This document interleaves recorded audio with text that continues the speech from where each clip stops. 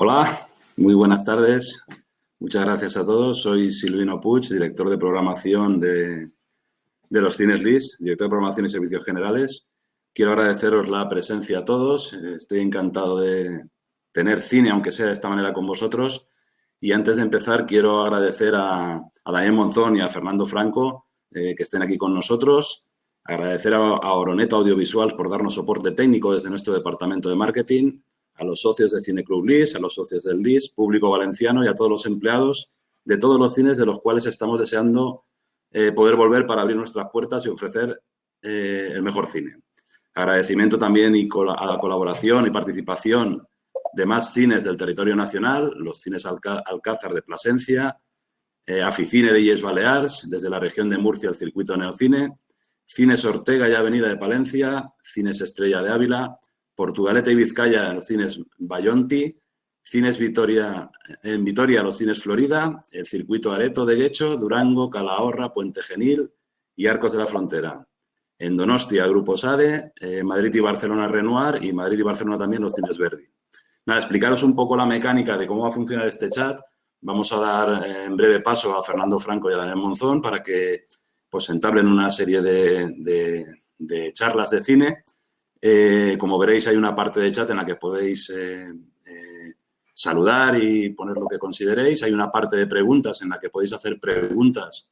Las más votadas de todas esas preguntas daremos paso a poder hacerlas a director o moderador o organizador. Y luego tenéis una parte de encuestas en la que nos podéis ayudar a tomar temperatura de vuestras ganas de cine y de cómo va a volver todo esto a la relativa normalidad. Antes de dar paso a Daniel Monzón y Fernando Franco, quisiera decir, como director de programación de Cines LIS, que esta actividad nace de la necesidad de seguir en contacto con el público, fiel y amante del cine. No podemos vivir sin vosotros y sin la experiencia que supone ver una película en pantalla grande. Esta idea gustó a otros cines y han querido colaborar, ya que todos sentimos lo mismo.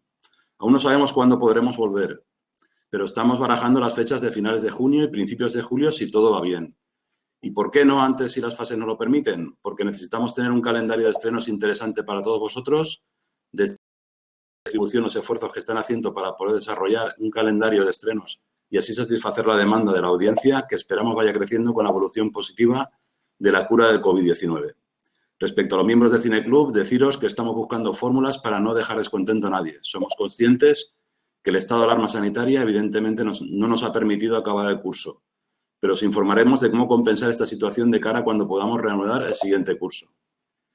Nada, Daniel, presento a Daniel Monzón. Daniel Monzón es director, sobre todo director de cine, ha sido crítico de cine en Días de Cine, pero bueno, su trabajo está perfectamente contrastado. Y de Fernando Franco comentar que es crítico de cine, fundador y director del Festival Internacional de Premios Tirant, más de 500 artículos de cine en Diario Levante, periódico líder en la Comunidad Valenciana, y desde 2016 coordina en Radio Levante FM todos los viernes un programa dedicado al séptimo arte. Para sus medios ha entrevistado a Claude Chabrol, Costa Gabras, los hermanos Dardenne y los oscarizados Fernando Trueba y José Luis García y Juan José Campanella. Actualmente presenta y modera la sesión de Cine Club LIS y nada, pues voy a dar paso al público. Tener en cuenta que cuando termine este bloque de charla entre moderador y director, daremos paso a unos invitados que sois vosotros los que habéis conseguido una invitación para poder participar y preguntar directamente, preguntar, agradecer, felicitar o decirnos lo que consideréis en este foro. Pues nada, doy paso ya a moderador y director y lo dejo en vuestras manos. ¿Qué tal? Buenas tardes a todos. Hola Fernando, hola Silvino. ¿Qué tal? ¿Cómo estamos? Pues muy bien.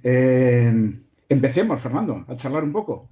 Pues mira, cuando me dijeron que iba a tener este privilegio de poder entrevistarte en esta estupenda experiencia, que ya empiezo ya muy energizado con la maravillosa presentación que ha hecho el equipo de LIS, con la música de Coquemaya, por supuesto. Ya, sí. Lo primero que me acuerdo de ti, que ese momento inolvidable que habían 5 millones de espectadores en una sesión de esas, el minuto de oro de los premios Goya, en la que se dirimía quién iba a ser el mejor director en aquel famoso año 2010. Y entonces había unos pesos pesados, estaba Fernando Trueba, Oscar Ya, estaba Amenábar, Oscar Ya, estaba como rivales tuyos, Sí, sí, sí. estaba Juan José Campanella, que le faltaban poquitas semanas para ser Oscar, ya estaba en la terna final. Y bueno, pues tú eras un debutante muy jovencito, o sea, ellos se veían mayores, era un David contra 3 Goliaths. Y sorprendentemente, pues te llevaste el Oscar y la película, perdón, el Goya, y la película además ganó 8 Goyas. Es un momento histórico. ¿Podrías contar un poco cómo se vivió eso que todos los que estábamos viviendo lo vivimos contigo, pero ahora viéndolo en primera persona? Que fue la sorpresa, ese recuerdo para tus compañeros, porque dijiste esto, los autores son mis figurantes, mis actores. Fuiste muy generoso a la hora de hablar del premio. Sí, bueno, claro que se tiene que ser generoso porque cuando uno hace una película es muy consciente de que el director es el motor, es el que empuja, el que siembra la semilla, ¿no? En todos sus colaboradores, pero la película acaba siendo una obra de todos, ¿no? Y eso es lo que hice, agradecerlo, ¿no? Me parece que recordé, digo, si este Goya lo pudiera romper en 1000 trocitos, ¿no? Cada trocito correspondería, incluso cité eso, ¿no? A los figurantes, ¿no? A todos los que participan en una película, de alguna manera es su película, ¿no? Y pues lo viví realmente, fue una noche terriblemente emocionante, ¿no? Porque estás tú allí, ¿no? En una sala llena de gente a la que admiras. Todos profesionales.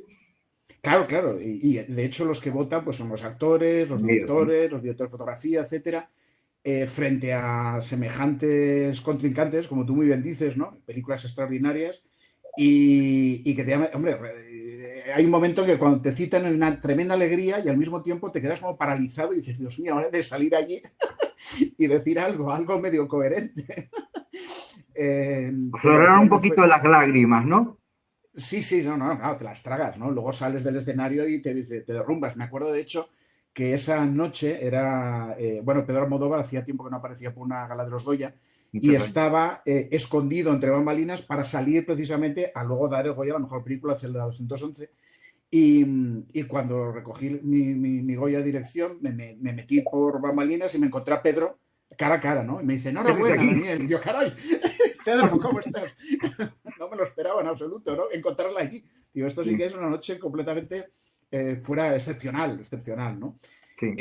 Hombre, lo vi es con una enorme emoción, pero fue como la culminación de una película que estuvo bendecida, ¿no? Decía François Truffaut, creo que es, que cuando una película cosecha un gran éxito, cuando llega tanto a la gente, contiene un pequeño milagro dentro. Y yo estoy de acuerdo, porque o sea, yo he puesto todo mi corazón, mi cariño, mi alma en todas las películas que he hecho. Es la única forma que tengo de entender el cine y hacer una película.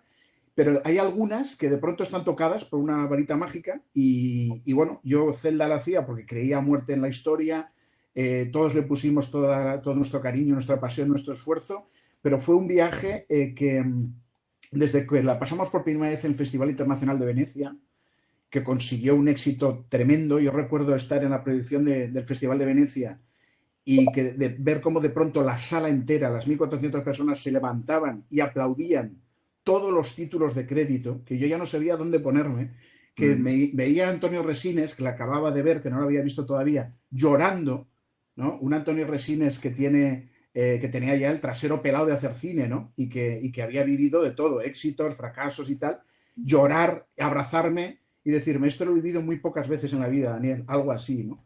Entonces yo darme cuenta que era una película que llegaba con muchísima intensidad, con muchísima fuerza a la gente, ¿no? O sea, todo lo que... Es curioso porque todas las películas que yo las he estrenado en distintas partes del mundo llegan de una manera distinta a cada espectador, ¿no? O sea, hay una película que gusta más en Inglaterra, otra más en Japón, otra... Sin embargo, con Celda 211, que la acompañé por medio mundo, ocurría exactamente lo mismo con todos los públicos. O sea, era una película que tenía una capacidad, o es una película, como de absorber al espectador, como una especie como de aspirador, ¿no? Desde el arranque de la película, que es muy dramático, cuando el morado se abre las venas en la celda, hace como que todo el mundo se quede como encogido y con el trasero pegado, ¿no? al filo de la butaca, y la película no le suelta hasta el final, ¿no? Y de hecho yo creo que es una película, que creo que es uno de los motivos por los que se recuerda tanto, que se queda dentro, que te hace vivir como una experiencia emocional muy intensa, ¿no? Yo creo que hay dos grandes secretos, hay muchos, ¿no? Uno de ellos, luego hablamos de él, es tu capacidad para crear personajes con unos actores privilegiados que los estamos viendo ahora en el tráiler. Pero también porque fue el rescate de un género que estaba algo perdido ya en el pasado. Has citado a Truffaut. Truffaut decía que su película referente era Le Trou, la película que hablaba sobre una fuga de Becker. Maravillosa película. Sí, era un género carcelario, ¿no? Muy potente, Sí, sí. pero muy difícil de realizar. Y tú habías conseguido eso, precisamente volver a renovar el género carcelario de una manera magistral, sin tener referencias a las demás. El estilo es completamente diferente, un motín, y llevar un motín al cine es muy difícil, ¿no? Entonces vamos a hablar de dos cosas diferentes. Uno, los grandes actores, pero antes de hablar de los grandes actores, algunas leyendas urbanas. Es verdad que en el motín habían casi 200 figurantes, el 90% de ellos eran excarcelarios o condenados a la vez de tercer grado. ¿Trabajaste con tanta gente tan peligrosa? Sí, la verdad es que sí. Esto nos planteamos, cuando yo me planteo escribir con Jorge Guerrica Echevarría, mi co-guionista habitual, esta historia, ¿no? A partir de una novela. Nosotros nos dijimos, a nosotros mismos dijimos, ¿de dónde partimos para documentarnos? Para hacer que esta película sea especial, singular, distinta a tantas películas de cárceles que hemos visto, ¿no? Digo, pues no podemos recurrir a filia, ¿no? A imitar pues lugares comunes de películas americanas, francesas, Claro. de relatos que hemos visto. Estaba Entonces lo que decimos agotado, es, vamos a acudir, claro, digo, vamos a acudir a la fuente original, a la real, que son las cárceles, que son esos espacios que están muy cerca de todas nuestras ciudades, pero que son reinos de taifas desconocidos para las personas normales, ¿no? Empezando por nosotros. Entonces, gracias a muchos, entablamos relación con distintos funcionarios, con gente que nos ponía en contacto con presos, y visitamos bastantes cárceles, hablamos con bastantes presos, hablamos con funcionarios, hablamos con familiares de presos y visitamos las cárceles, ¿no? Entonces, de ahí sacamos prácticamente pues, todo el diálogo. Yo iba impregnándome de la atmósfera de la cárcel y llegaba a la conclusión de que quería reflejar esa verdad. O sea, que no me valían los figurantes convencionales, no me valían extras de los que se contratan para pasear por las calles de una película y demás, sino que las caras de estos presos que iban a cometer el motín me las tenía que creer, y la única manera de creérmelas era recurriendo a presos de verdad, porque yo había visto y había hablado con esas personas, ¿no?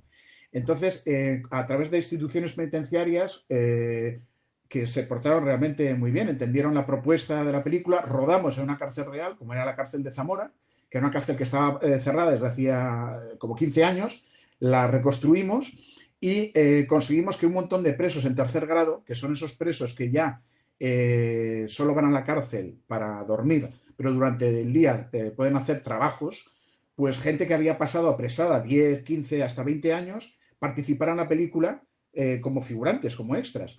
Porque yo tenía muy claro que eran tan protagonistas como Mala Madre, como Calzones, como esos magníficos actores que reuní, pero yo digo, claro, es una película en la que el motín es protagonista. O sea, toda esa gente o me la creo, o exuda verdad, o la película se viene abajo. Y bueno, lo cierto es que fue una experiencia interesantísima. Yo, por un lado, pensé, madre mía, me voy a encerrar en una cárcel real, con presos reales, a contar un motín. A ver lo que va a pasar aquí. Puede estallarme en la cara. Pero fíjate que para los presos, que ya estaban camino de la libertad, fue una experiencia inolvidable. Tú imaginas por un momento, tú eres un preso y te proporciona la posibilidad de hacer un motín, ¿no? De recrear un motín sin castigo. Entonces, se entregaron todos con una energía, con una verdad que la aportaron a la película y vivieron como la ficción la vivieron de una manera, todos la vivimos de una manera muy peculiar. Porque, claro, estábamos metidos dentro de esa cárcel. La puesta en escena de la película me la dictaba la propia cárcel.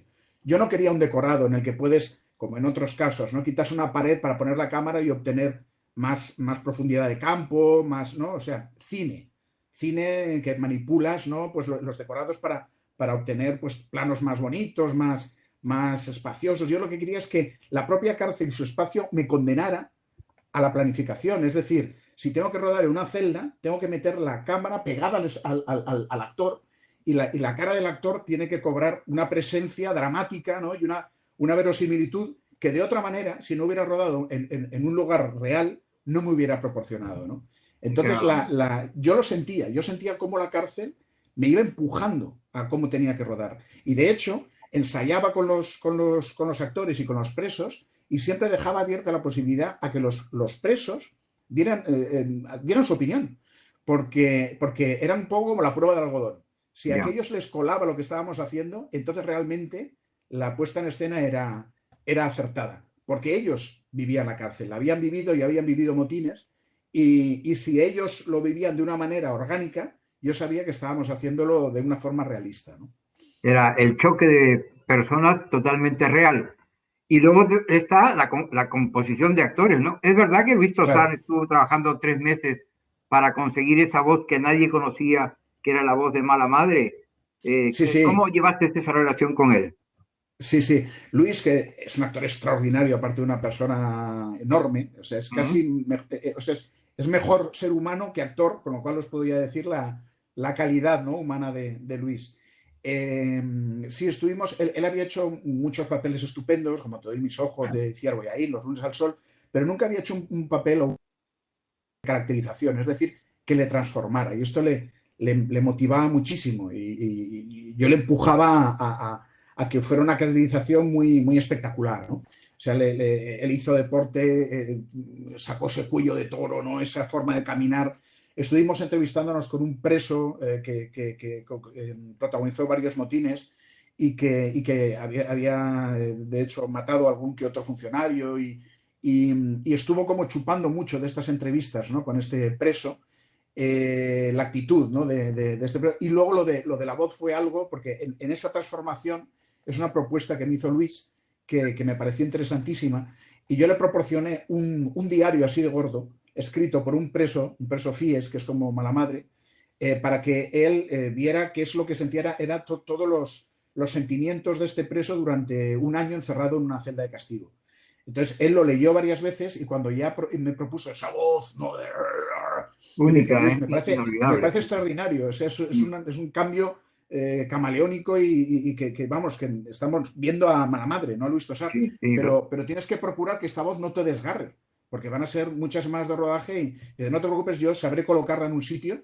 Y lo que hizo fue, durante esos meses que tú dices, leer en voz alta ese diario de ese preso que contenía tanta verdad y tanta sentimiento desgarrado y tremendo, lo estuvo leyendo en voz alta con esa voz, para meterse en Mala Madre, para escucharse a sí mismo, para creerse con esa voz. Y lo que yo hice muy pronto en el rodaje fue, como estábamos en una cárcel real con presos reales, le dije, Luis, tienes que ganarte el puesto de líder, tienes que ser Mala Madre para toda esta gente. Estos presos reales tienen que respetarte como el líder. Y rodamos muy pronto esa secuencia en la que él da el discurso que los tenemos cogidos, que hacía así y demás. Lo rodamos al principio de la película para que él se ganara esa posición de líder, ¿no?, frente a todo el mundo, y lo consiguió. O sea, esa secuencia lo dio todo, que si veis la película toda se hinchan las venas, ¿no? Y todos enardeció a los presos desde ese momento, cada día que entrábamos a rodar y entraba Luis. ¿Quién era su líder? Ya no era Luis, era ¡ey, que entra Mala Madre! Y todos sí, le rendían pleitesía a Luis, ¿no? O sea, que yo digo que el rodaje fue muy curioso por eso, porque la realidad y la ficción se entrecruzaron de una manera como yo no he vivido nunca en mi vida, ¿no? Cuando terminemos de rodar con los presos querían seguir volviendo al rodaje para seguir viviendo esa ficción. Vamos a hablar del niño ahora. El niño es otro de tus grandes éxitos, y ahí, en lugar de trabajar con actores conocidos, te decides por actores que no tenían ninguna experiencia. El protagonista lo encuentras en un instituto, no pensaba actuar, no sabía interpretar, muy arriesgado eso de darle el protagonista a un chaval de pocos años, casi un adolescente, para que se transforme luego en un delincuente como que peligrosísimo. ¿Cómo fue esa decisión de decidir un protagonista creado por ti? Sí.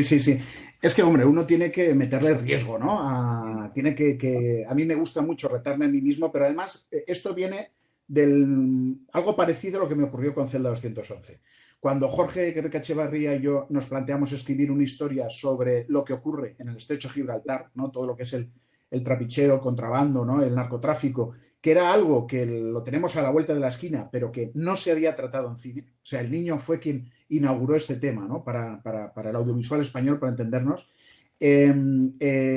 También hicimos una búsqueda, ¿no? Estuvimos como varios meses establecidos en el sur de España, concretamente estábamos en Tarifa y de ahí nos movíamos a Algeciras, por todo el sur pasábamos a Marruecos, etcétera, y hablamos con la policía, con vigilancia aduanera, con la Guardia Civil sobre todo este asunto, pero luego también hablamos con muchos, lo que se llaman gomeros, que son los que en las gomas, esas lanchas rápidas, pasan droga entre Marruecos y España. Nos entrevistamos con muchos de ellos y les conocí de cerca y les escuché hablar, que hablaban pues eso, como hablan los andaluces gaditanos, tal, etcétera. Entonces, a la hora de plantearme quién tenía que interpretar esto, y venían algunas propuestas por parte de algún productor que decía tal persona, y yo decía no, porque es que voy a ver a esta persona haciendo de, y yo quiero que tener la misma sensación que he tenido cuando hablaba con los chavales del sur. Entonces me dije, la única manera es recurrir a alguien nuevo que sea el personaje. No un actor que lo encarne, sino alguien que para el espectador sea absolutamente virgen y sea el niño. Sea este chico del sur que realmente, que no conocían de nada y que está, para ellos, es este personaje y no otro, ¿no? O sea, si hubiera cogido un actor, todo el mundo hubiera visto, yo qué sé, cito, no sé, por decir algo, Eduardo Noriega o Mario Casas, lo que sea. Pues Mario Casas haciendo de, o Eduardo Noriega haciendo de. Esto no, esto era el niño, era él. Yeah. Claro, era un reto tremendo porque claro, es que este chico tenía que tener... Yo quería que fuera alguien con una presencia así como una especie de Steve McQueen del sur, ¿no? Y qué es lo que es Jesús Castro, ¿no? Es un chico que tiene ahí una fotogenia como de un joven Paul Newman o un Steve McQueen o algo así, y yo quería que tuviera fuera ese tipo de héroe, pues cuando he dicho Steve McQueen lo digo con mucha consciencia, pues ese Steve McQueen de La Gran Evasión, ¿no? Ese tipo duro, ¿no? Que realmente no adivinas demasiado sus sentimientos, pero que su propia efigie llena la pantalla, ¿no?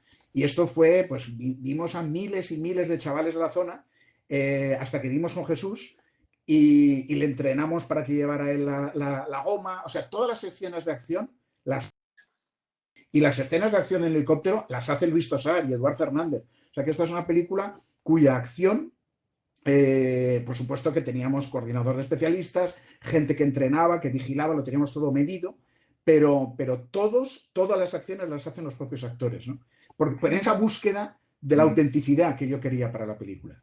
Uno de los especialistas ha narrado, hay muchas cosas que ya alrededor de estas películas que tienen tantos millones de espectadores y que se ven en todo el mundo, empiezan a aparecer leyendas, pero uno de los especialistas declaraba de que el niño efectivamente era el que gobernaba la lancha, una lancha con 700 caballos planeando sobre el agua, que puede haber una ola y saltar de un salto de 3 metros. Y decía, en 100 metros nosotros teníamos que alcanzar la velocidad y luego venían unas rocas. Y sí, lo teníamos que controlar mucho porque él llevaba. Pero la leyenda urbana no es de que el niño aprendió a llevar una goma de 700 caballos. La leyenda dice de que tú estabas en esa lancha controlando la toma. Sí. La pregunta es, uno, ¿es verdad? Y dos, tu productor no te dice nada porque él te admira mucho, también hace declaraciones y dice, es que es un gran director que siempre está pegado a la acción, pero a mí me tendrían que dar un calmante. ¿Cómo haces para estar dentro de una goma que está a punto de chocar contra las rocas o contra el helicóptero? Hemos visto la acción ahora. No había más remedio, porque claro, yo aparte de... Yo tenía que ir dirigiendo y diciéndole cosas mientras corríamos a toda velocidad. En estas imágenes que se están viendo de fondo, yo creo que en algunas se verá, se apreciará.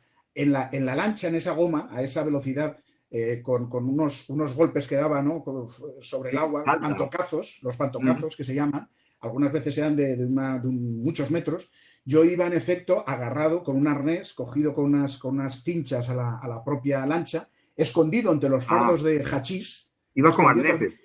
Exacto, iba con arneses, pero claro, el arnés tenía una holgura. Yo que algunos de los golpes más bestias de mi vida me los he dado en esa película. O sea, hubo una vez una ola, cogimos una ola a una velocidad como la que tú cuentas, y yo salté todo lo que daba de sí la cuerda, ¿no? La línea de vida, y caí sobre los fardos de hachís mal doblado. Y yo creo, yo tenía la sensación, yo creo que si no llega a ser por la tensión que yo tenía en el rodaje, me reviento el bazo o algo así. un dolor. Yo creía que iba a escupir sangre, os lo juro, ¿eh? Pero no iba a cortar la toma, porque estaba saliendo fantástica, ¿no? Yo estaba con el monitor de rodaje doblado de dolor, que se me salían las lágrimas. Digo, ahora notaré que estoy escupiendo sangre, pero nunca corté, porque digo, es que está saliendo genial. O sea que ese es el grado energúmeno que empuja a un director a hacer una película como esta, ¿no? Pero ahí también lo que le da realismo, ¿no? Le da realismo a una película que tiene una historia completamente diferente, que es la historia de tú has dicho que era fronteriza con personajes frontera, sobre una realidad que no se había contado hasta entonces de esa manera, y era el tráfico que había entre dos países. Pero vamos a hablar luego de Yucatán. Yucatán es para ti una película que cambias de registro, vas a entrar en el género tan difícil como es la comedia, y vuelves a plantearte una renovación de actores. Los actores son conocidos. Rodrigo de la Serna es muy famoso en Estados Unidos porque hizo de compañero de Guevara en Diario de Motocicleta. Y luego Luis Tosar, pues que hace otro registro, incluso baila. Exacto, y canta. Todos empezaron a buscar, pero ¿cómo es posible que baile Luis Tosar? Y es porque parece ser que cuando era adolescente él llegó a hacer big dance, ¿no? Bueno, pues baila y canta en un barco y crea la atmósfera en un gran transatlántico donde es un paraíso para los que están ahí. Bueno, en paraíso, pero no todos son ángeles, también hay ángeles malditos que son delincuentes de guante blanco que ya no trabajan con el dinero que llevas en la cartera, trabajan con tu tarjeta de pago, ¿no? Una historia totalmente nueva. Garrick Echevarría, cuando trabaja contigo, primero, ¿cómo se te ocurre esta historia? Y segundo, ¿cómo te ibas con tu guionista de siempre, Garrick Echevarría, que es un hombre muy objetivo, muy mentalizado a la eficacia, y tú eres un hombre de acción, que quiere decir, hay dos personalidades completamente diferentes. ¿Discutís, os lleváis, hay copa por medio? ¿Cómo es esta vida entre dos personalidades diferentes? Sí, yo creo que componemos una pareja muy complementaria, ¿no? Es verdad que Jorge es una persona reflexiva, con un humor inglés, diría yo, ¿no? Así como alguien que te da una enorme seguridad, ¿no? Cuando trabajas con él, cuando estás con él. Sí, y de una inteligencia, ¿sabes? Una lucidez.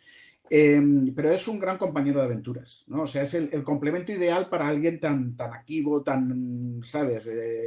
Digamos, con muchos años, ¿no? De trabajo. Muchos Pero tuvo años su primer Goya contigo.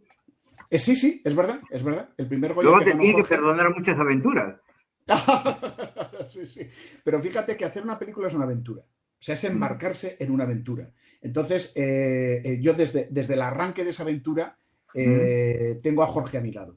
Entonces, más allá de un guionista, más allá de un amigo, es el mejor compañero de aventuras posible. O sea, todo ese viaje que hicimos en El Niño, de estar ir a Marruecos, a ver los campos de marihuana y hablar con la policía de Marruecos, con riesgo a veces de nuestra vida, de hablar con la policía, de montarnos en un helicóptero, sobrevolar el estrecho, de conocer a gomeros, o aquí en Yucatán, de embarcarnos en un crucero que nos llevó por todo el Atlántico y conocer las entretelas del barco y saber qué es lo que impulsa a la gente a trabajar en un crucero y evadirse de la realidad y encontrar, ¿no? Exactamente, porque es lo que les pasa a los protagonistas de esta historia, ¿no? A los personajes que interpretan Luis Tosar y Rodrigo La Serna, que es gente que prefiere vivir en un universo pequeño, ¿no? Cambiando constantemente de escenario para no enfrentarse a la verdad de la vida, ¿no? La vida diaria, ¿no?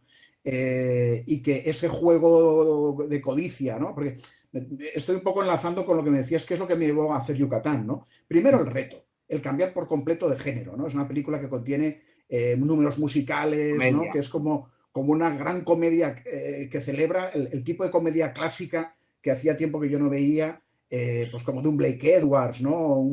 Salvando las distancias, por supuesto, que no quiero compararme, pero sí el tipo de cine, pues un Billy Wilder, una comedia que surge de la trama y de los personajes y que no renuncia tampoco al drama ni al melodrama. O sea, es una película que contiene muchos cambios de género. O sea, es ese tipo de comedia. O sea, si recordamos El apartamento, que se habla de comedia, pero realmente es un gran drama. Es un gran drama, es un melodrama, pero bueno, está dentro de ese tipo de comedia que no persigue desesperadamente el gag, sino que surge de la relación de los personajes, ¿no? En un escenario tan suntuoso y tan enorme como un transatlántico que hace escalas en Casablanca, en Brasil, en México, una gran comedia, ¿no? En el sentido incluso de, pues eso, de su propio escenario, ¿no? El Atlántico. Y rodar en el propio barco cruzando el Atlántico, que es lo que hicimos cuando rodamos, ¿no? Y todo surge de, a mí me rondaba mucho por la cabeza, quería hacer una comedia, por cambiar de registro, una comedia de este estilo, y me preocupaba mucho el tema yo pensaba que toda la crisis y demás, habíamos llegado al punto al que habíamos llegado por la codicia, que la codicia es una enfermedad humana, y que eso es lo que nos empuja y nos lleva o nos llevó al punto al que llegamos, ¿no? O sea, la gran crisis que empezó en 2008, que es donde acaba esta película. Bueno, en la película no lo vamos a desvelar, no, pero en la exacto. película tú lanzas un dardo envenenado contra los auténticos estafadores del mundo, ¿no? Sí, Contra exacto, los que exacto. llevan la codicia a todo el mundo. Yo creo que la película hay que verla porque nos lleva a la reflexión de esa enfermedad, que como has dicho tú, que tiene el virus de la codicia, pero en la que tú muestras a los pequeñitos, a los delincuentes de guante blanco, pero también insinúas, ¿no? ¿De dónde viene toda esa epidemia que cuesta tanto a todo el mundo? Exactamente. Aquella crisis vino de ese virus, el efecto de la codicia. Y tú lo has dicho muy bien, lo has definido muy bien, Fernando. O sea, es una película que muestra pues a esos estafadores, a esos pequeños seres miserables, e incluso muestra la familia del personaje de Joan Pera, que es uno de los grandes hallazgos de la película, yo creo, el personaje de Joan Pera, que es el único ser humano que permanece, ¿no? con su humanidad incólume, ¿no? A lo largo de 60 años soñando lo mismo. Exacto. Toda tu vida soñando con una roca.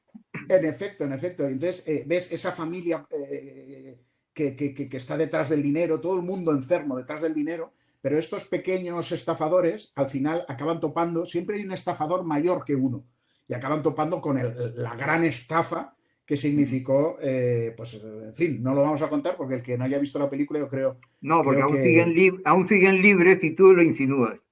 Exactamente, eso es, exactamente. Entonces es como una gran fábula moral también la película, ¿no? O sea, es una comedia de entretenimiento, pero que tiene muchos géneros, ¿no? Que yo decía que igual que el barco iba recalando en Casablanca o en Brasil o en México o en Tenerife y demás, también iba parando en distintos géneros, ¿no? Pues hay una parte que es de género musical, otra parte es género de acción thriller, otra parte es melodrama, ¿no? O sea, que era una película que coqueteaba con muchos géneros y era pues un enorme capricho hecho sobre todo pensando en el disfrute del público, del espectador, sin renunciar a que el público también sintiera. O sea, no es esa comedia que yo las adoro, una aterriza como puedas o algo así, que es una concatenación de gags delirantes y surrealistas, me encantan.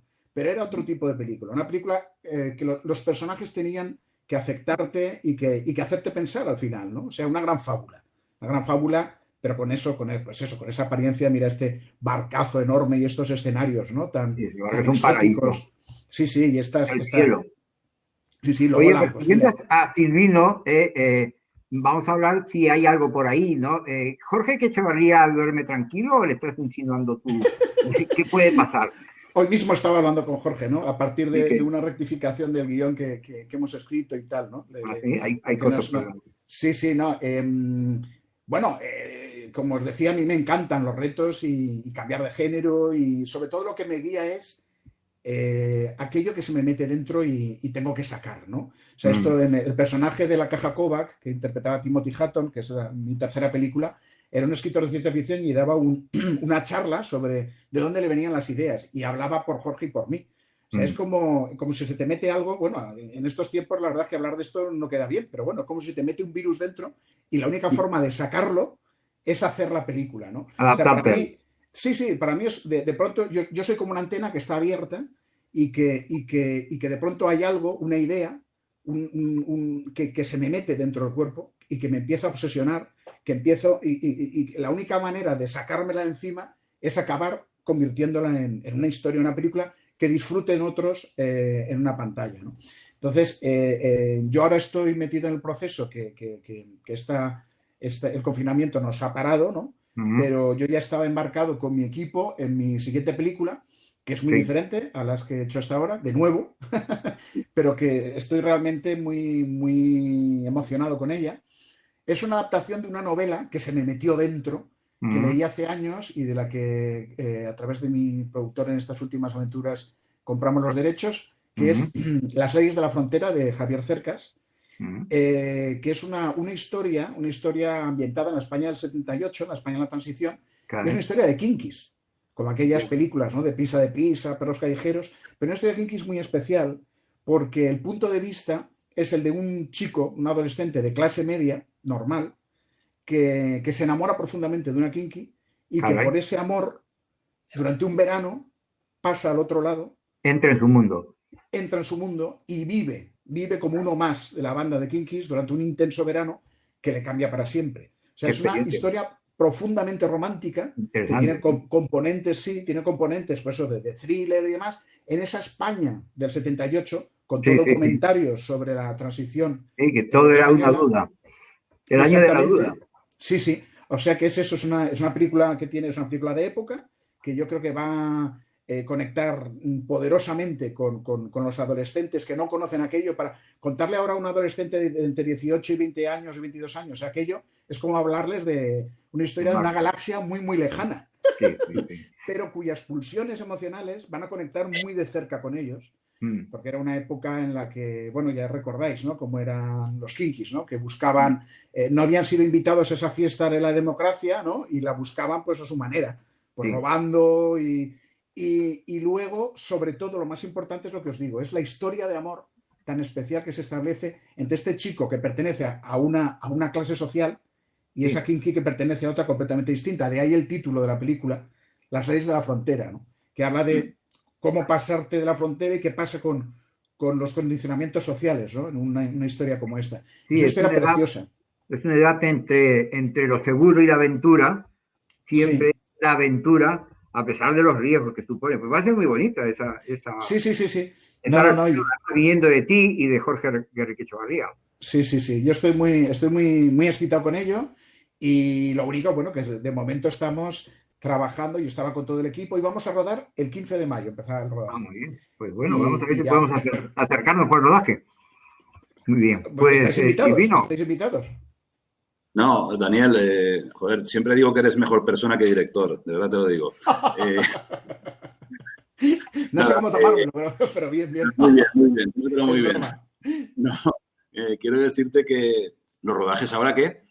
¿Tenéis un protocolo? ¿Estáis esperando actrices? ¿Cómo vais a hacer? Es una situación un poco, no sé, realista. Estamos instalados en la incertidumbre, igual que todos, ¿no? ¿Verdad? Pero bueno, hay la posibilidad, nosotros estamos un poco apostando por la posibilidad de rodar esta película, como es una historia de verano, tampoco podemos rodarla en invierno. Pero si todavía podríamos estar a tiempo, nosotros estábamos a 8 semanas de rodar cuando se paró, o sea que todavía tendríamos esas 8 semanas de preparación, pero estamos valorando si rodáramos hacia mediados de agosto, finales de agosto, llegando casi hasta octubre. La película todavía podríamos rodarla este año porque podríamos aprovechar una luz muy de verano y toda la energía de los actores, ¿no? Que con los que yo sigo hablando pues, por medios como este que estamos hablando ahora, con los jefes de equipo. Yo todos los días hablo con todos ellos y seguimos trabajando. Pues perfilando cosas y manteniendo viva la energía de la película. Si podemos retomar la preparación en julio, podríamos rodar agosto-septiembre, que en ese caso os invito. ¿Qué ocurre? Que dependemos mucho de la posible flexibilidad de los protocolos. O sea, a día de hoy no podríamos rodarla, porque los protocolos solo permiten rodar cosas pues metidas dentro de un plató, con actores a los que, bueno, pues has hecho la prueba, ves que ha dado negativo y que no hay posibilidad de contagio, el equipo separado, con mascarillas. Claro, esto es una película, os podéis imaginar que tiene acción. Aquellas películas tenían carreras había persecuciones de coches, como hay en esta. Hay amor. Quiero decir que hay esta película, pues hay contacto físico. Quiero decir, hay amor físico también. O sea, quiero decir, este chico no se enamora de esta chica a 2 metros de distancia. Tiene que estar pegado. Entonces, todo esto iremos viendo cómo va evolucionando, ¿no?, la pandemia, aunque yo soy muy optimista y cruzo los dedos y quiero creer que la evolución nos puede permitir. Dicen que el virus durante el verano va a estar bastante adormecido y solo hablan de que puede ya a lo mejor, y ojalá no, haber un repunte ya de cara al final de otoño-invierno. Entonces, quizá en esas fechas la cosa esté muy controlada, sea más tranquila y nos permita volver a la carga. Desde luego estamos deseándolo todos. Si nos abren el Toril, saldremos como el Torete. ¿Os acordáis del Torete, no?, el de las películas aquellas. Pues saldremos todos allí en tromba a rodar la película porque tenemos realmente muchas ganas y la sentimos dentro, ¿no? Si no, pues ya iremos viendo, ya iremos toreando como hacemos todos y bueno, pues habría que dejarla pues para más adelante. Pero el caso es que antes o después la haremos, ¿no? Porque yo ya la he visto en mi cabeza y cuando ya has visto la película en tu cabeza, algún día va a estar en la pantalla, ¿no? O sea, un director hace las películas porque desea que aquello que ha visto en su cabeza como espectador lo acabe disfrutando la gente algún día, ¿no?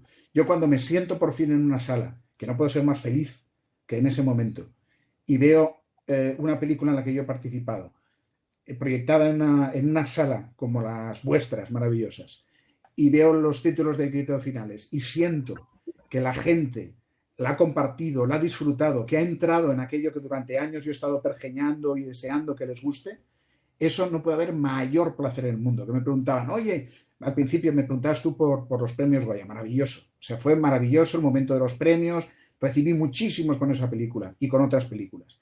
Pero el mayor premio posible que hay es sentir eso, que un montón de gente, o una serie de gente, o 2 personas, da igual las que estén en la sala, que de pronto comparten ese sueño que tú has tenido durante unos años, ¿no? Y que por fin también es parte de ellos, ¿no? Trasladas perfectamente la complicidad entre director y espectador. Yo creo que lo consigues en cada película, Daniel, de verdad. Te lo digo como espectador y, bueno, también tengo debilidad por ti, lo sabes. Pero te veo siempre con muy buenos ojos y las películas, desde luego, que haces tienen mucho mérito. Desde la primera hasta la última. El Corazón del Guerrero, pasando por La Caja Kovacs y las películas que has hecho. Desde luego, es fantástico. Bueno, Daniel, yo creo que vamos a empezar a dar paso ya a la gente que está ansiosa de hacerte preguntas directamente. Estupendo.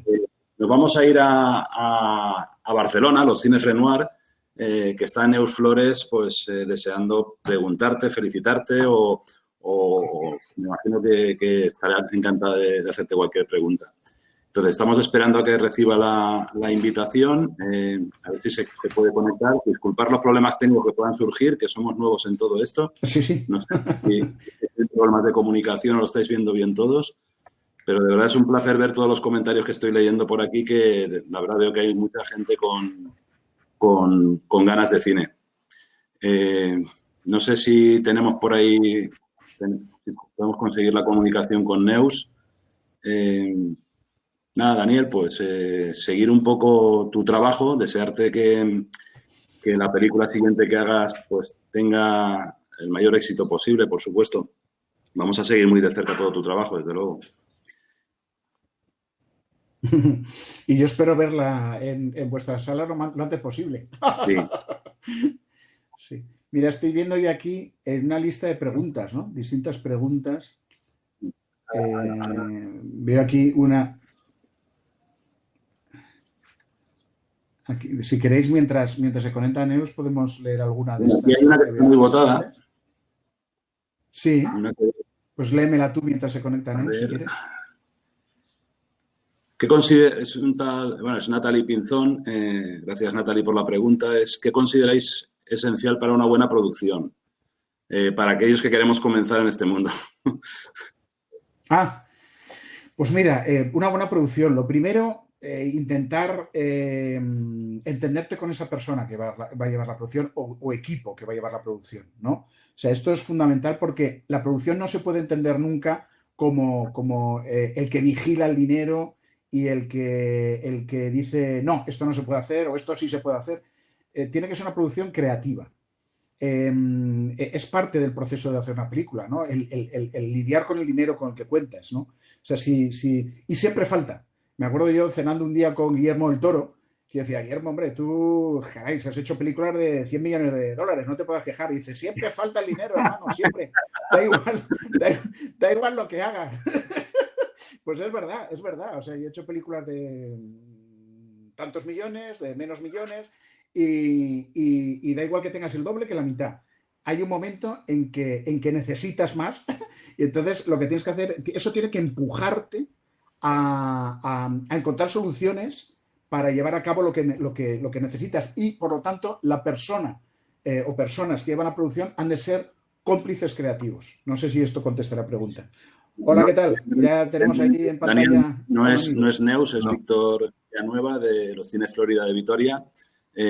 Programa de comunicación. Víctor? Víctor, bienvenido. Hola, muchas gracias. Bueno, yo te quería haber preguntado sobre todo por la relación con Jorge de Rica, ya que es residente en la ciudad. Claro, totalmente. Y bueno, me encanta Vitoria. Yo he ido muchas veces a Vitoria a escribir con Jorge. Pues mira, mi relación con Jorge, como he avanzado antes un poco, ¿no? Quiero decir, yo no puedo vivir sin él. Él seguramente sí podría vivir sin mí, pero yo no puedo vivir sin él. Y bueno, nos juntamos muchas veces a mitad de camino. Yo tengo mi residencia actualmente en un pueblecito en Valencia y él vive en Vitoria, como bien sabes, que habrá frecuentado tus cines. Yo he frecuentado tus cines con él alguna vez. Entonces, ahora, por ejemplo, trabajamos por Skype, FaceTime, a través de un programa de guión que yo escribo aquí y él lo recibe allí en tiempo real y viceversa, mientras nos vemos y comentamos y hablamos. Pero a veces yo he ido a Vitoria a trabajar allí con él, ¿no? La Caja Cova, que escribí buena parte de ella allí, Yucatán también. Con Zelda la hicimos toda en Madrid. El Niño también estuve alguna temporada en Vitoria, porque me encanta la ciudad y me encanta pues pasear por ahí. Es muy tranquila, es muy agradable, muy inspiradora. Entonces, con Jorge lo que hacemos siempre es, lo primero que hacemos es irnos contando la historia el uno al otro. Porque es la manera, o sea, lo primero era porque a mí me encanta contar historias, porque a mí me las contaban de niño también. O sea, mi madre, mi padre me leían cuentos o me contaban historias por las noches. Entonces esto te mete en ese universo de lo que es. Entonces nosotros vamos ideando, lo primero, nos lo vamos. Y cuando llegamos a un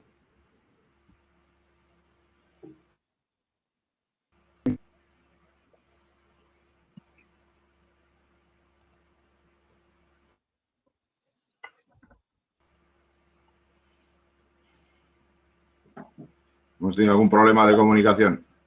Parece ser que hay un problema, Daniel. No te escuchamos ahora. Imagino que no nos escuchas tampoco a nosotros. A ver si... Bueno, hemos perdido también a Víctor. Nada, Fernando, cosas del directo, ya has visto, ¿no? Ya, bueno. Está muy animado y se ve que hay muchos comentarios, ¿no? Sí, está yendo bien. Vamos a ver si conseguimos, disculparnos los problemas de comunicación que hay. Vamos a intentar restablecerlo lo antes posible. A ver. Daniel, lo hemos perdido. A ver si consiguiéramos que volviera. Porque, a ver, si me pierdo yo no pasa nada, pero si se pierde el anfitrión, esto es un problema, ¿eh, Fernando? Ya. Además, un anfitrión como él, que es el motor de cualquier entrevista, ¿no? Sí. Es un auténtico comunicador. Su productor, que no lo han mencionado un par de veces, su productor parece que lo admira muchísimo. Lo compara con Howard Hawks, con John Huston, con Kurosawa. Y ese entusiasmo, cuando tú piensas en un productor, quiere decir, desde la mirada de un tercero, efectivamente piensas que un productor está frenando constantemente el entusiasmo de un cineasta, ¿no? Y parece ser que, en este caso, por lo menos, tal como lo cuenta él, hay una verdadera simbiosis de personalidades entre el cineasta Daniel y su productor, que lo admira mucho, y bueno, pues lo sigue ahí hasta el fin del mundo. Yo no sé cómo han ido juntos a Marruecos, porque eso en Marruecos es territorio un poco vedado, ¿no? Sí, no, que yo fue otra buena aventura. Han estado ahí en los campos de donde se cultiva la María y buscando polen. Exacto, y bueno, este tipo de aventuras para el productor debe ser verdaderamente un desafío, ser compañero de oficio con un hombre tan dinámico y tan expansivo como Daniel. Jorge Echevarría, en cambio, por esto encontrar el secreto. Dice, tú te vienes a Vitoria y trabajamos. Y así lo tiene enmarcado, ¿no? ¿Es posible que se haya ido la señal de... ¿Me tenéis ya en pantalla? Sí. Bueno, pedir disculpas a Víctor Villanueva, que ha perdido la conexión. Vale. Tenemos a Josep Roldà, que es de aquí, miembro de Cine Club Lis. Josep, encantado de verte. ¿Qué tal, Josep? Hola, Josep. Muchísimas gracias a ustedes, de verdad. Os echo mucho de menos porque ya no podemos vernos en el registro. Espero veros pronto en el Cine Club, la verdad. Bueno. Y bueno, Dani, yo quería preguntarte, me dedico al cine, estoy trabajando como guionista y director, y tenía curiosidad sobre cómo diriges, ¿no?, a los actores, porque al ver a Luis Tosa en Celda 211, la verdad es que es fascinante. Es una película que cambió mi manera de ver el cine, de alguna manera. Y por enhorabuena. Muchísimas gracias. Y otra pregunta era si esta nueva realidad del COVID que vamos a vivir va a cambiar la manera de hacer cine respecto a las historias que vamos a tener que contar. Y de la manera, ¿no? Porque después de la peste dijeron que la gente, la comunidad cambió y ahora puede pasar de nuevo. Pues fíjate que, por ejemplo, una película como la que yo estoy planteando, que sucede en el 78, pues claro, tengo que hacer que los actores vivan en aquella época. Pero me lo planteaba yo, precisamente estos días, estaba dando vueltas a que si hoy alguien quiere hacer una historia... Yo os veo, no sé si me escucháis. Sí. Sí. Bueno, pues hay muchos saludos para ti, Silvino. Sí, no, pero deja que participe Daniel, que estaba contestando una pregunta. Vale. Sí, me planteaba que si ahora alguien quisiera rodar una historia ambientada en este presente, en esta actualidad, no puede evitar de ninguna manera presentar lo que está ocurriendo. Es decir, que esto, o se hacen historias de antes del COVID o de cuando ya haya pasado el COVID, pero si quieres hacer una historia realista en el 2020, pues la gente tendrá que salir con mascarillas y tendrá que estar condicionada por lo que está ocurriendo.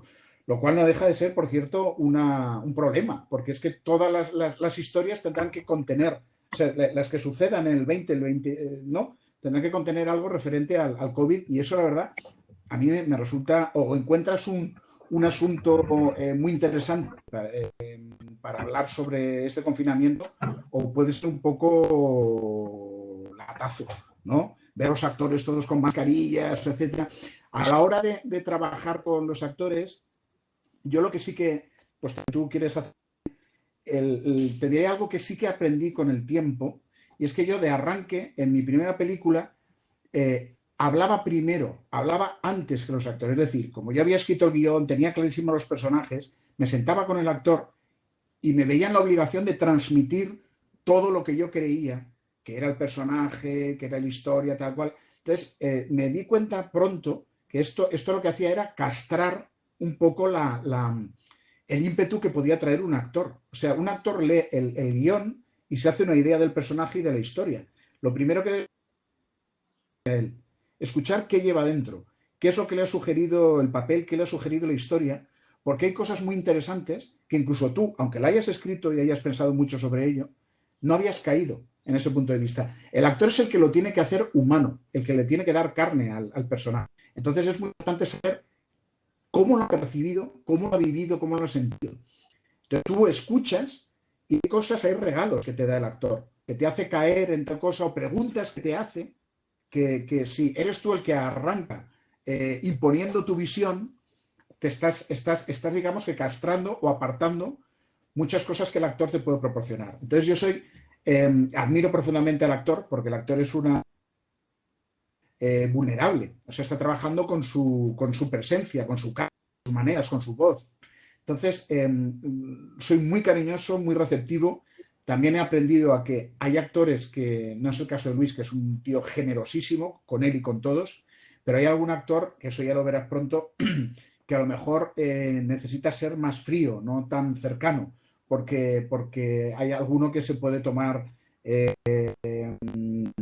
más confianzas o de las que debe. Es decir, que hay actores que hay alguno, ¿eh? Yo me he encontrado con muy pocos en mi carrera, muy pocos, pero concretamente, y pienso en uno y no voy a citar el nombre, que era muy egoísta y que entonces lo que trataba era de apoderarse de la escena. El que se llama el que pega codazos a los demás, ¿no? Pues a ese tipo de actor, si ves que tiene esa personalidad, sí que tienes que constreñirle. Pero a los demás hay que empujarles, hay que darles cariño, hay que empujarles a que den todo lo que llevan dentro y más. Que luego tú ya en montaje, a lo mejor hacen algo que no te interesa, pero en montaje lo quitas. Pero proporcionarles, si de pronto te dicen, oye, ¿qué te parece? O sea, lo habrás hablado en los ensayos, pero en rodaje, si te hacen una propuesta en rodaje que puede ser interesante, pruébala. Si tienes el tiempo, pruébala. Porque de pronto es un regalo que puedes tener en montaje. No sé si me he explicado. Sí, por supuesto, por supuesto. Sí. Pero sobre todo, y cuando le preguntas a un actor, si le preguntas a los actores qué buscan de un director, la realidad es cariño. O sea, que estés con ellos, que les atiendas, que les estés... Yo en plató, o sea, yo estoy con todos los jefes de equipo, con el director de fotografía, con el director de arte, con vestuario, con maquillaje. Tengo muchas semanas antes del rodaje para atender a todos ellos, para hablar y para establecer el código de la película. Pero luego el actor en el set, cuando está rodando, solo confía en el director y solo tiene el director. No hay ninguna otra mirada del equipo que les valga. Entonces, lo que no puedes es estar distraído de tu deber en el set, que es estar mirando al actor y recibiendo su energía y contestándole algo a esa energía. Contestándole, pues eso, que él se sienta acompañado y que sienta que la mirada que está allí entiende lo que hace y lo valora. Muchísimas gracias. Sí. Daniel, como sí. Neus no ha podido preguntar, me han pasado la pregunta por WhatsApp, te la voy a leer textualmente. Neus, como os he dicho, llamaba de los Renoir. ¿Qué da más miedo, qué da más vértigo? Pregunta. ¿Trabajar con actores enormes como Luis Tosar o Eduard Fernández o la experiencia de los Oscar? ¿Cómo eliges la música? ¿Te limitan los pagos de derechos de autor? Son distintas preguntas. Sí. A ver, lo de dar más miedo, yo procuro que no me dé miedo nada, porque si te da miedo trabajar con un actor, entonces es un infierno. O sea, tú tienes que establecer una cercanía con el actor en el proceso de preparación, de ensayos y demás. Eso es una de las cosas fundamentales. ¿Qué tal? ¿Cómo estás? Opa. Opa. Que una de las cosas fundamentales que tiene que hacer un director con un actor es establecer una confianza que uno, al director, le permite ir al rodaje con tranquilidad, sabiendo que tiene a un amigo delante, y al actor también que se está exponiendo delante de una cámara y que hay un director que le está empujando a hacer cosas que si no confía en él le van a salir forzadas. O sea que parte del trabajo del director y el actor es encontrar un lenguaje común y realmente divertirse juntos. O sea, en inglés se dice bien claro, interpretar es to play, es que es jugar. Entonces es establecer un terreno de juego en que los dos se entiendan, se comuniquen. Entonces, de arranque puede que haya algún actor que me haya, en un principio, me haya impuesto respeto, ¿no? Pues ese respeto, si yo lo noto por dentro, o sea, respeto como de, uy, Dios mío, que me enfrento a una vaca sagrada, a un gran monstruo y tal, eso es lo primero que tengo que disolver dentro de mí mismo y es a través de eso, de un lenguaje común, ¿no? Y de establecer una confianza mutua. La segunda, bueno, había una referente a los derechos de autor. Sí, desde luego. Los derechos de autor, por ejemplo, en esta película que estoy preparando, que es una película que sucede en España en el 78 y que se escuchaban músicas muy concretas, pues de los Chichos, los Chunguitos, de Bordón 4, de Sandro Jacobe, de los Biggies, de tal. Pues claro, yo tengo mi lista de canciones que tendrán que sonar, pero esa lista de canciones, pues muchas veces tienes que buscar alternativas porque los derechos de autor que te piden son prohibitivos, ¿no? Entonces, claro que condiciona, pero yo siempre me planteo los problemas como retos. O sea, si de pronto, pues eso, digo, pienso en una canción de los Biggies y sé que es prohibitiva por el precio, pues a partir del espíritu de esa canción veo posibles alternativas hasta que me enamoro profundamente de otra canción que incluso me acaba pareciendo mejor que la de los Biggies y que la puedo pagar por la mitad de precio. Pero sí que te condiciona, claro que te condiciona el precio de las canciones. O de pronto hay una canción que es fundamental en la historia. En la Caja Coba que había una canción que era la que incitaba a la gente al suicidio, que era Gloomy Sunday, esa había que pagarla sí o sí, no había más remedio, ¿no? pero por supuesto condiciona. Y había otra parte de tu pregunta que se me ha olvidado. Pues yo creo que si quieres te lo reviso, espérate. ¿Dónde te tengo? Sí, no, si te limitaban los pagos de derecho de autor, pero vamos, una pregunta muy referida a la elección de música. Sí, a las canciones, sí, exacto, pues sí. Pues ya está contestado. Sí, está contestado. Sí. Nada, ahora vamos a dar paso,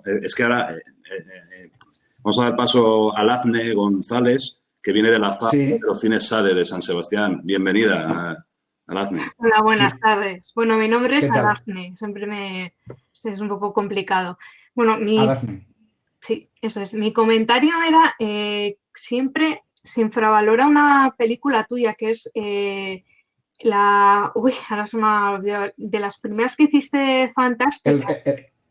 El corazón del guerrero. Eso es, El corazón del guerrero. Recuerdo que la vi nada más estrenar, soy del 84, y me impactó muchísimo porque en España no teníamos esos referentes de cine fantástico. Luego de repente te saltas a La Caja Kovacs, luego haces un pedazo de peliculón carcelario que me quedé así. Bueno, claro, para Tosar, para mí, película que hace Tosar, película que veo. Y te quería preguntar una cuestión. ¿Es para ti, Luis Tosar, tu musa? Pues, o sea, yo siempre lo he dicho, ¿no? Con Luis, bueno, de hecho, me preguntaban antes si había hecho algo de publicidad y mira, yo he hecho un par de cosas de publicidad y una de ellas es con Luis Tosar. Es aquel anuncio de Boldam que estaba con Luis Zaera, que no le traían la Boldam al personaje de Tosar y ponía a Zaera boca abajo una pecera llena de pirañas, ¿no? Pues yo me estrené en la publicidad por Luis. Es decir, yo por Luis lo haría todo. De hecho, yo siempre bromeaba con que si me ofrecieran un remake de Mujercitas, que yo llamaba a Luis Tosar, le ponía unas faldas y estoy convencido de que lo haría maravillosamente bien, ¿no? Sí, o sea, Luis para mí es mi hermano y es alguien que me da una confianza tremenda, ¿no? Una confianza en que mientras él está en pantalla la película va a ser interesante. Curiosamente, en esta película en la que estoy embarcado ahora, como es una película de una banda juvenil, adolescente y demás, hay algún personaje adulto, pero que no tenía hueco Luis, y lo hablé con él, ¿no? Pero apenado, le decía Luis, en esta ocasión no hay hueco, y dice, bueno, pues, pero sin embargo, para embarcarme en esta película, ya he escrito un argumento para otra película con Luis maravillosa, porque sé que a la vuelta de la esquina volveré a trabajar con él en una propuesta estupenda que nos inventamos juntos y que puede ser divertidísima. Sí, sin duda, Luis, que por cierto ya aparecía en El corazón del guerrero en un papel muy chiquitito, es pues alguien que se ha convertido en un amigo, en alguien indispensable en mi vida. Y desde luego ya no concibo hacer una película prácticamente sin tenerle cerca, ¿no? Sí, es un grande. Bueno, muchísimas gracias. A ti, por cierto, y me alegra muchísimo que te guste El corazón guerrero. A mí es una película terriblemente especial y que en su día es verdad que significó algo completamente nuevo en la época en el cine español. O sea, es la primera película en la que, o sea, yo ante el volumen de efectos especiales que había, la dividí en 3 equipos de efectos. Eso no lo había hecho antes ninguna película, ¿no? Yo dije, bueno, un equipo para efectos especiales de maquillaje, otro para efectos especiales físicos y otro para efectos digitales que apenas se habían utilizado en el cine español. Curiosamente, los efectos digitales los hice con alguien que luego ha hecho pues películas como Lo Imposible, Un monstruo viene a verme, Juego de Tronos. Yo empecé con, Félix Vergés, con el que he hecho luego muchas películas, empecé allí. Y los efectos especiales de maquillaje elegí a una pareja que me encantaba y que había hecho unos anuncios que acabaron ganando el Oscar por El laberinto del fauno. O sea que realmente es una película que fue muy visionaria en esa época. Yo recuerdo que era muy amigo de Alex de la Iglesia, bueno, soy amigo de Alex de la Iglesia, y que le pasé el guión a Alex para decir, ¿qué te parece? Porque claro, todo el mundo me decía, tío, esta es la película con la que vas a empezar. Una película llena de efectos especiales, de figuración, que mezcla fantasía, la realidad, con acción, con tal, no sé, que era realmente una cosa ambiciosísima. Y recuerdo la frase de Alex, que fue muy divertida, pero que además a mí leyó el guión y me dice, Daniel, está muy bien. Y además, si te has dado una hostia, dátela a lo grande. Muy bien, muy vasco, sí señor. Sí. Para mí es una película muy infravalorada tuya, ¿eh? Bueno, pero luego fíjate que, gracias, te lo agradezco mucho, es una película que internacionalmente ganó un montón de premios en certámenes internacionales y me abrió las puertas o sea, yo tengo un representante americano y demás, porque es una película que en el mundo fue muy, muy bien recibida y ganó mucho premio, como te digo, en Montreal, en Pekín, en Bruselas, ganó el Méliès de Plata, el Fantasia, tal, porque se recibió como algo muy, muy, muy especial, ¿no? Así que, y yo desde luego la atesoro como la primera, ¿no? Que es una experiencia imposible de imitar, ¿no? La primera. Muchas gracias, muchas gracias. Muchas gracias, Aracne. Nada, Daniel, nos quedaban un par de invitados por conectar, no hemos perdido una comunicación, vamos a intentar recuperarla. Si quieres te hago un par de preguntas que son de las más votadas que hemos encontrado. Muy bien. Una de Iñaki Elorza, de Sale también, de San Sebastián. Sí. Te he perdido la voz. ¿Me oyes? Ahora. Dice que cuando hay una productora como Telecinco detrás de un proyecto, ¿cuánta es la autonomía que pierde el director en su creatividad a favor del éxito comercial? Me imagino que irá por Celda 211 en este caso, porque creo que fue... Bueno, también estuvo Yucatán, ¿no? Sí, no, yo he hecho bastantes películas con Telecinco. Pues yo he de decir que nunca me han impuesto nada en ninguna de mis películas. O sea, Celda 211 es una película de una crudeza que vamos, que no... Nadie me dijo esta boca es mía nunca en Celda 211. El niño es la película exactamente que yo quería hacer. Lo que ocurre es que era una película muy grande, una película ambiciosa, con esa... alguien me sugirió en su día, ¿la historia de amor te la han impuesto? Digo, no. La historia de amor es, la del niño, es lo que normalmente le pasaría a un chaval de esta edad. Porque cuando yo hablaba con los gomeros, algunos me contaban que lo único que les había hecho, o sea, los chavales que se dedicaban al narcotráfico, salirse de aquello, era precisamente que se había enamorado y que bueno, pues que su chica les sufría enormemente, ¿no? Y que habían solo salido por eso. Entonces, y luego Yucatán precisamente es un tipo de comedia que era muy especial. O sea, es una propuesta que no es exactamente ese tipo de comedia que, bueno, incluso la propia Mediaset o Telecinco ha producido en otras ocasiones, ¿no? Que es más esa búsqueda más, digamos, más detrás del gag, del chiste más popular, etcétera, ¿no? O sea que Yucatán era una cosa muy diferente, era un gran perro verde. Así que yo puedo decir que afortunadamente cuando he trabajado con Mediaset no se me ha impuesto creativamente nada. Y Jaime del Monte, aquí no nos dice de dónde nos consulta, pero vamos, es perfectamente válido. Nos pregunta que si estudiaste cine en alguna escuela o la experiencia vino por la propia práctica personal. Sí, en mi caso, cuando yo era más joven, no había escuelas de cine. Ahora está la ECAM, está la SCAC, hay escuelas privadas, son estupendas escuelas. Lo mío fue desde muy pequeño. A mí mi abuela me llevó a ver King Kong a los 8 años, me enamoré del cine y desde entonces no hice otra cosa que pensar en hacer cine. Entonces, yo realmente soy muy autodidacta. Yo vi miles y miles de películas, pero luego mi escuela, yo pasé por el periodismo cinematográfico, la crítica cinematográfica, y estuve muchos años haciendo días de cine como subdirector del programa. El director en aquel entonces era Antonio Gassetti, era subdirector, y a mí esto para mí fue una gran escuela, porque y me permitía ir a rodajes, hablar con directores de cine que yo admiraba profundamente y a los que entrevistaba, y realmente en vez de hacer una entrevista de periodista, lo que hacía era una entrevista de alguien que quería hacer cine y quería conocer sus secretos. Yo hablé con George Miller, de Mad Max, con Steven Spielberg, con John Carpenter, con Roman Polanski, con Woody Allen. En España, pues con Alex de la Iglesia, con Fernando Trueba, con Carlos Saura. O sea que yo hablaba de tú a tú, gracias a ese programa, con muchos directores y les preguntaba mucho y asistía a los rodajes, y también en ese programa montaba mis propios reportajes, ¿no? Pues de pronto hacía un reportaje sobre Sam Peckinpah o Luis Buñuel. Entonces montaba y adquirí mucho conocimiento del montaje cinematográfico, pero todo eso se puede adquirir ahora o en escuelas o de una forma también autodidacta a través de todos los aparatos que tenemos en casa, ¿no? Que podemos montar nuestros propios cortos, etcétera. Pero realmente mi aprendizaje no proviene de ninguna escuela, sino de lecturas, de asistencia a rodajes, y eso sí, de ponerme muy pronto a escribir guiones en fin, pero en mi época no existía esa posibilidad y soy un autodidacta. Incluso yendo a una escuela, yo recomendaría a cualquiera que quiera hacer cine que sea autodidacta y que no deje de ver cine. Importantísimo, importantísimo. Entonces lo tuyo tiene más mérito aún, porque si no has ido a escuela de cine... No he ido nunca. Antes de pasar con María Fernanda, he leído aquí que Víctor Villanueva, que se ha quedado a medias, recuerda, que ha cortado la comunicación, me dice que quería saber tu opinión respecto de cómo será el cine después de la pandemia. Tienes que ser un poco visionario para responder a esta pregunta. Sí.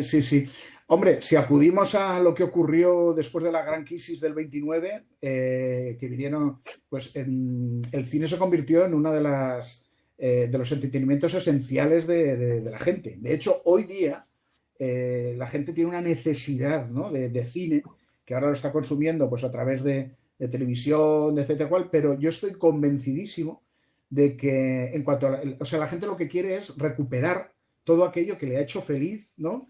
Y va a estar muy cansada, muy harta de estar confinada.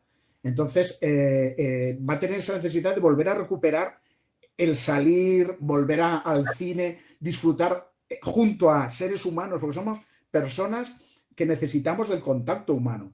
Entonces, para mí la experiencia de ver una película en una sala de cine no hay nada igual, Y estoy convencido que igual que a mí, le pasa a la mayoría de la gente. Debe haber una añoranza, una nostalgia por volver a poder estar dentro de una sala.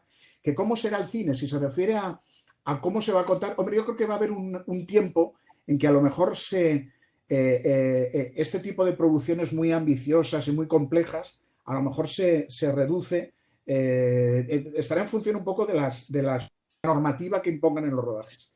Si la normativa de los rodajes restringe mucho la posibilidad de que se junten equipos internacionales y demás, pues entonces se tendrán que hacer historias como más intimistas, por así decirlo.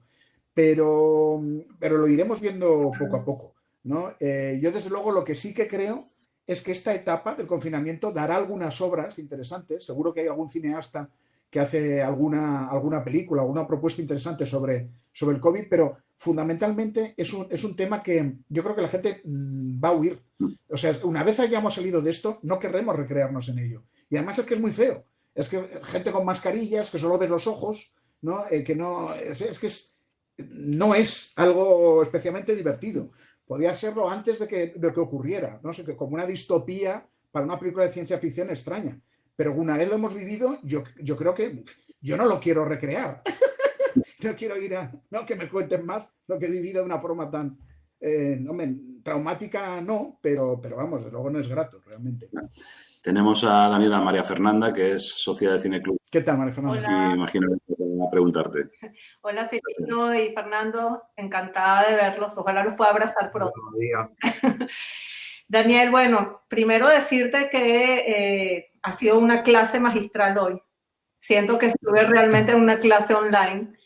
Te hablo hoy desde el punto de vista como productora. Yo tengo una pequeña productora aquí en Valencia y analizando todo tu historial, me llamó la atención que en casi todos tus proyectos has sido guionista y director a la vez, no productor. Entonces ahí mi pregunta va enfocada a la hora de tomar decisiones importantes, siendo tú guionista y director, ¿quién las toma?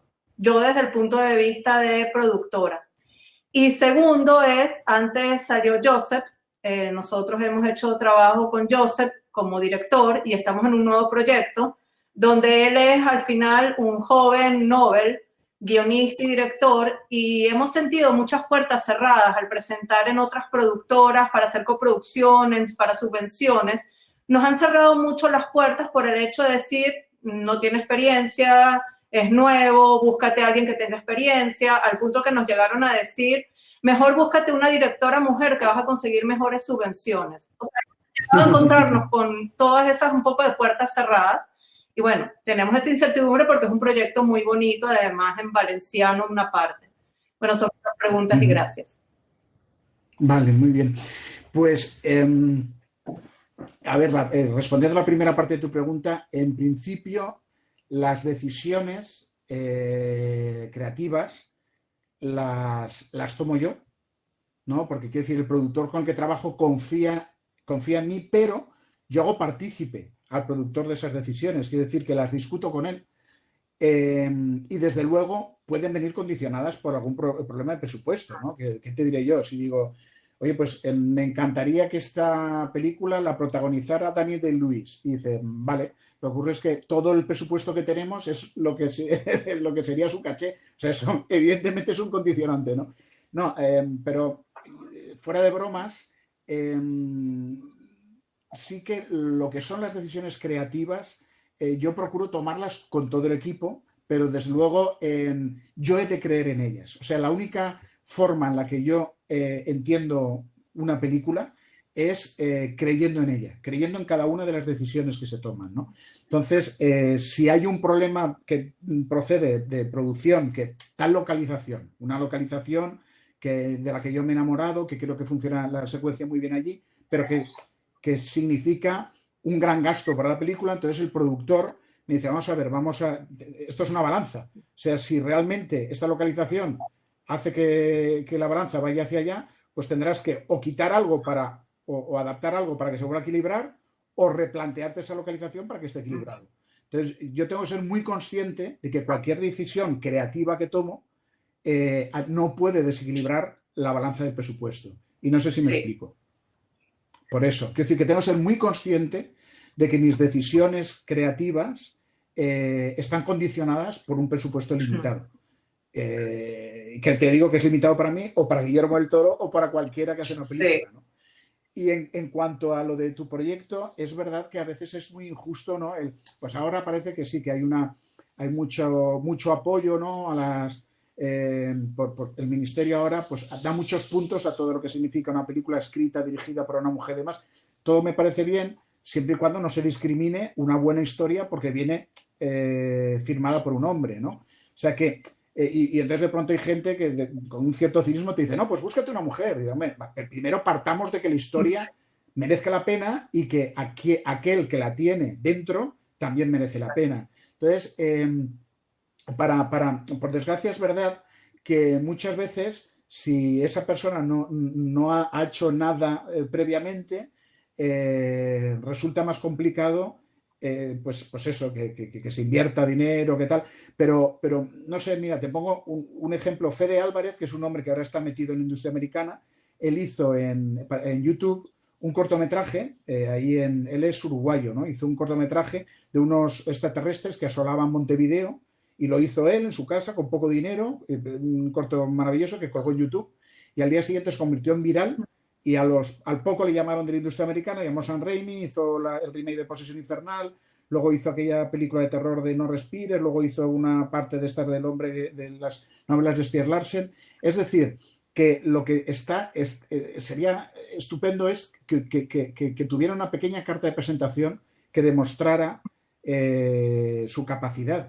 Pero si no, es que hay que luchar Yo cuando hice El corazón del guerrero, mi primera película, yo no había hecho ni un cortometraje. Y es la convicción, la pasión, el empeño, el que por muchas puertas que a uno le cierren, tiene que seguir luchando para que se le abran, ¿no? O sea, por desgracia, para empezar, muchas veces, yo siempre lo digo, o sea, si de verdad estás apasionado y tal cual, el camino es duro, pero al final llegas. O sea, si de verdad tienes claro que quieres hacerlo y lo sientes dentro y empujas, de una forma u otra, lo conseguirás, ¿no? Pero es complicado y es verdad que ahora hay una serie de políticas y demás que no lo favorecen. Gracias, Daniel. Gracias a todos. A ti. Bueno, pues Daniel, yo creo que ha sido muy enriquecedor la conversación que hemos tenido contigo. Agradecerte de todo corazón que siempre has tenido siempre una sensibilidad especial por el cine en pantalla grande, por el cine LIS y me consta que los cines donde has ido te has entregado al 100%, con lo que debería ser un ejemplo a seguir y estamos encantados de tener directores como tú aquí en España. Quiero recordar a la audiencia que tenemos que la semana que viene estaremos con Arantxa Echeverría, que fue ganadora del Goya por Carmen Irola en 2018. Evidentemente a las 11 de la mañana. Nos hemos tenido que adaptar al horario de ella porque era de esta manera cuando tenía que ser. Nada, Daniel, insisto, Fernando, muchísimas gracias por... Gracias a vosotros, ha sido un placer. Gracias. Nada, pues, vamos a poner un pequeño cierre de esta sesión de Cine Club y nos vemos la semana que viene. Muy bien. Un abrazo muy fuerte, Daniel. Muchas gracias. Un abrazo a todos. Saludos a José Luis. Adiós.